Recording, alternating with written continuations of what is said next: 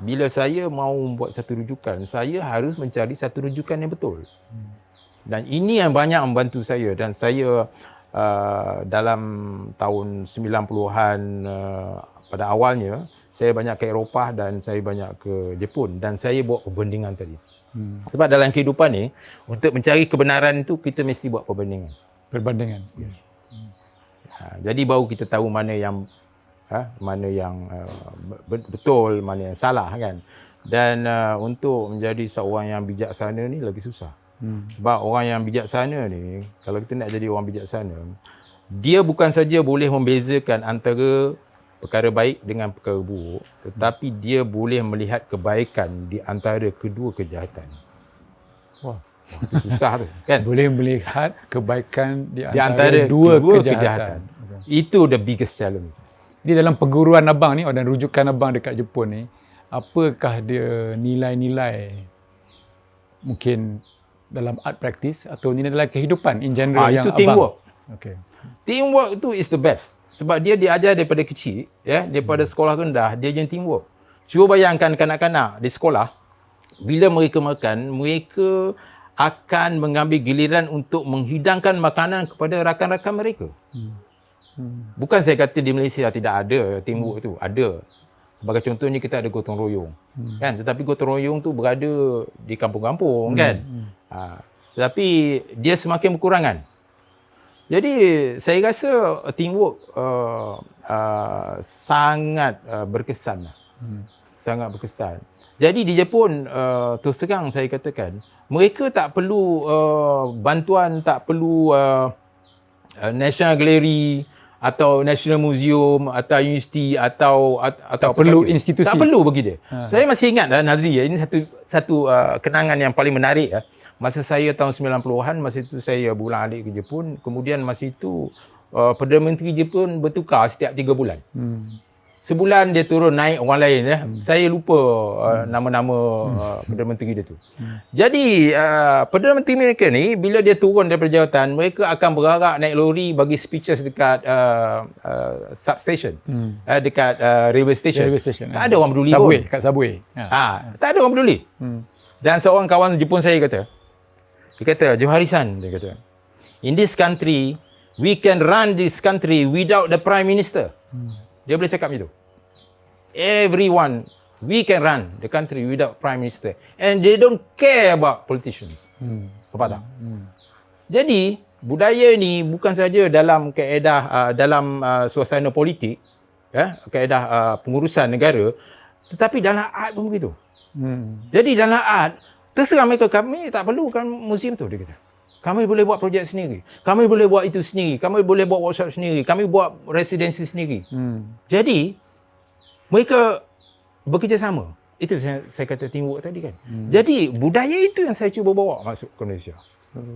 So itu yang jadi installation punya. Inspirasi dia. So, jadi sekarang saya faham lah.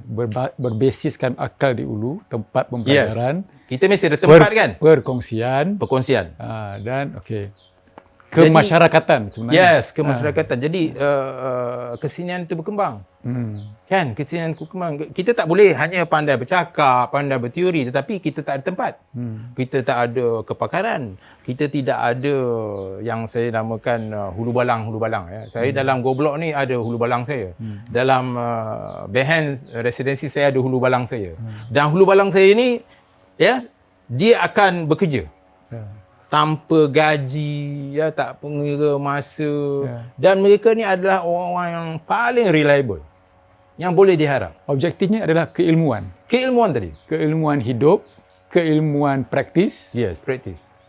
Dan kita boleh menyemarakkan, ya, menyemarakkan kesenian itu, kita boleh mengajar. Dan kalau kita tengok di Jepun, ya, sekali lagi saya nak beritahu, ya, bukan tujuan saya untuk mengagung-agungkan negara tersebut, tapi adalah contoh-contoh yang baik. Di sana, Profesor Emeritus bila dia buat pameran bersama kawan-kawan dia, dia akan buat satu projek khas, iaitu workshop kesenian untuk kanak-kanak. Supaya dia didik daripada awal lah. Daripada awal. Dan dia adalah Profesor Emeritus. Faham. Bagaimana dia boleh buat workshop untuk kanak-kanak yang berusia 9 tahun, 10 tahun? Dan kita kena tanya diri kita. Di Malaysia kita nak boleh buat begitu? Nampak tak? Bagaimana mereka boleh pergi level yang paling tinggi dalam pendidikan, tapi dalam masa yang sama mereka boleh merendahkan diri mereka ke bawah. Sebab apa? Bagi mereka, anak-anak itu adalah generasi yang akan menjaga. Pada saya, kalau kita boleh make it simple supaya anak-anak faham, itu setinggi-tinggi ilmu sebenarnya. Ya, betul. Kan, kalau kita bercakap dengan orang yang pandai-pandai, semua pandai-pandai. Tapi kalau kita bercakap dengan orang yang fresh, at the lowest level, yang itu pada saya ilmu yang sebenarnya. Itu yang menarik tau. Kan? Dia menyentuh tau. Sangat dia menyentuh jiwa saya bila saya tengok bagaimana seorang profesor emeritus ni. Boleh turun ke bawah. Boleh turun ke bawah. Dan ini benda-benda yang banyak saya belajar. Dan sebenarnya itulah bermusafir ni sebenarnya dia banyak manfaat dia. Dan itu sebab musafir ini sebenarnya dia sunnah. Dia sebuah sunnah. Dan kalau kita mati pun dalam keadaan bermusafir dengan tujuan baik ni, kita akan dikurniakan sebuah mahligai sebesar jarak antara rumah kita dengan tempat kita musafir. Jadi dalam perjalanan ni bang, ada milestone tak yang abang nak capai dalam perjalanan ni? Maknanya aku rasa sukses adalah bila benda ni berlaku. Milestone ni berlaku. Ada tak dalam abang punya perancangan? Dia mesti ada. Dia mesti ada. Kerana kita mesti ada satu target lah. Mesti ada satu target. Measurable target. Measurable target. Measurable target. Tapi measurable target ni kita selalunya terlalu peribadi lah. Terlalu peribadi, dan kita pun kalau nak cerita kat orang pun nanti banyak interpretasi yang tak baik kan. Tapi saya ingin jelaskan lah. Bila saya berusia 63 sekarang kan, saya sudah mencapai 70% saya punya measurable target saya. Maksudnya, saya sudah ada pelapis. Saya boleh nampak potensi-potensi yang pelapis yang saya boleh serahkan portfolio tu. Okey, kamu ini portfolio kamu. Kamu ini portfolio kamu. Tapi dalam masa yang sama kadang-kadang saya susah nak explain. Dan pelapis ni dia nak meneruskan apa bang? Ya, dia akan meneruskan apa yang saya buat sekarang. Okey. Pesta lah apa? Jalan keilmuan ni lah. Jalan keilmuan tu. Sebab pelapis-pelapis ni saya sudah identify lah. Saya sudah kena pasti mereka ada ciri-ciri tersebut. Dan bukan senang nak dapat pelapis-pelapis tu. Dan kadang-kadang kita pun tak boleh nak paksa dia. Sebab dia datang daripada latar belakang yang berbeza daripada saya kan. Betul. Itu the biggest challenge dia. Contohnya dia datang daripada latar belakang yang perlu mencari career untuk mendapat sokongan financial. Setengah orang lain. Jadi ini yang saya nak tanya ni. Of course kita ada path kita lah. Path kita untuk menjalani hidup kita sebagaimana yang kita telah direka oleh Allah Subhanahu Wa Taala. Tapi kita tak boleh deny kehidupan, money, keperluan dunia. Tapi kita tengok kehidupan ni dia macam putaran kan. Kalau putaran tu tak sustainable, dia akan matilah. Dia akan mati, betul. Jadi putaran tu kena sustainable, ekosistem dia kena ada. Ya, betul. Jadi bila saya tengok abang punya perjalanan ni kan, saya tengok abang ni ada ekosistem sendiri. Kan? Abang ada your own cycle, your own putaran, your own sustainable punya ni kan. So betul ke? Adakah saya tak sedar benda ni.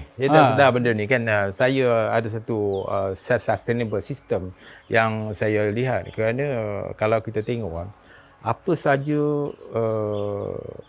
dibuat oleh manusia dalam dunia ni, walaupun benda tu benda buruk ke, benda baik ke, dia mesti ada satu sistem. Walaupun orang tu bekerja sebagai mafia, yakuza ke, atau orang tu bekerja sebagai sukarelawan ke, dia mesti ada satu sistem.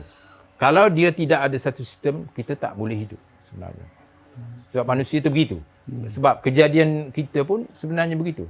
Kita mesti makan dan kita mesti buang makanan yang sudah dicerna tadi. Ya, itu sistem.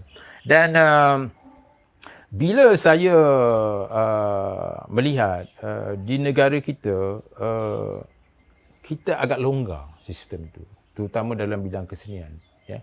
Dalam bidang kesenian kita agak longgar kerana kita mungkin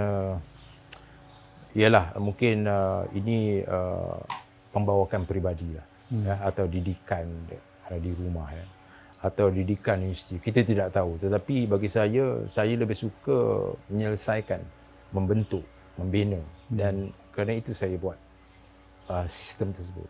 Dan sebagai satu contoh, kalau kita merujuk kepada ceramah saya dengan Maktab Pendidikan Tun Hussein Onn di Johor, saya menekankan tentang self-sustainable, di mana saya duduk dalam kebun, saya boleh tanam rambutan, saya boleh kahwinkan pokok rambutan, saya boleh hidupkan pokok rambutan, saya boleh hidupkan pokok rambutan, dan pokok rambutan itu berbuah. Dan bila pokok rambutan itu berbuah, saya boleh sedekah, atau saya boleh jual rambutan itu, atau saya boleh makan rambutan itu. Dan saya boleh berkongsi dengan siapa saja buah rambutan tersebut. Tetapi dalam masa yang sama, saya boleh ambil batang rambutan itu, saya potong batang rambutan itu di studio saya, dan saya boleh buat papan untuk membuat cetakan kayu. Dan bila saya membuat cetakan kayu daripada batang rambutan tersebut, saya boleh cetak dia. Saya boleh buat pameran daripada batang rambutan tu. Saya boleh menulis tentang batang rambutan dan karya-karya tersebut. Saya boleh buat penulisan. Dan bukan saja untuk penulisan untuk diri saya boleh buat penulisan untuk cetak 17, Chung Kam Kau, Dr. Chung Kam Kau, dan ramai lagi. Ya. Saya boleh menulis tentang cetakan, tentang karya-karya Pak Latif. Begitu. Jadi saya mengembangkan kepakaran, bakat, minat, pemerhatian saya daripada satu biji rambutan. Dalam tu bang. Itu susah. Dalam proses yang panjang gitu. Kan. Jadi itu banyak reflection tu. Banyak reflection. Jadi jangan terkejut kalau melihat saya tiba-tiba saya pergi ke tepi kolam, saya bagi makan ikan. Kerana ini adalah proses dia. Dan sebenarnya kalau kita jadi artis, kita tak semestinya duduk dalam studio saja berkarya. Macam mana kita nak kembangkan ilmu tu? Kembangkan ilmu tu. Dan itu balik semula kepada peranan kita, mengapa kita dilahirkan ke dunia ini. Saya nampak topik ni memang, saya dah interview a couple of people. Topik ni memang the foundation lah. Pertama, kenapa? Kenapa? Okay. Kedua, jangan kongkong diri, keluar. Ya, betul. Okay. Ketiga, share. So dekat situ kemanisannya kot. Kemanisannya. Kan? Dan cuba bayangkan, saya selalu cerita, Cik Nazli, bila saya mengembara, saya bukan tahu bahasa mereka. Tapi ngapa saya boleh hidup? Saya boleh buat projek pun. Cik Nazli sendiri pernah tengok saya buat projek. Saya kalau pergi mana-mana, saya mengembara, saya berjumpa dengan kalangan-kalangan rakan-rakan saya boleh buat projek. Saya boleh bawa ke Malaysia. Dan saya, tahun lepas saya ada residensi artis daripada Jepun datang ke mari, duduk 40 hari. Dia macam tabligh sikit, 40 hari. Dan bulan Ogos ni ada seorang lagi akan datang. Dan ada yang berderet dan menunggu untuk datang bekerja di studio saya.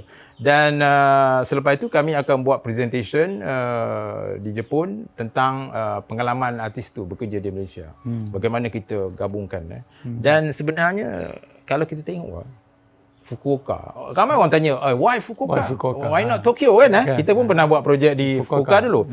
Kalau kita selidik balik, bila saya bekerja sebagai resident artis di Universiti Malaya, sebenarnya Engku Aziz sudah mula pergi ke Fukuoka dan ada banyak kerjasama antara Engku Aziz, masa itu jadi Vice Chancellor Universiti Malaya, dengan City of Fukuoka.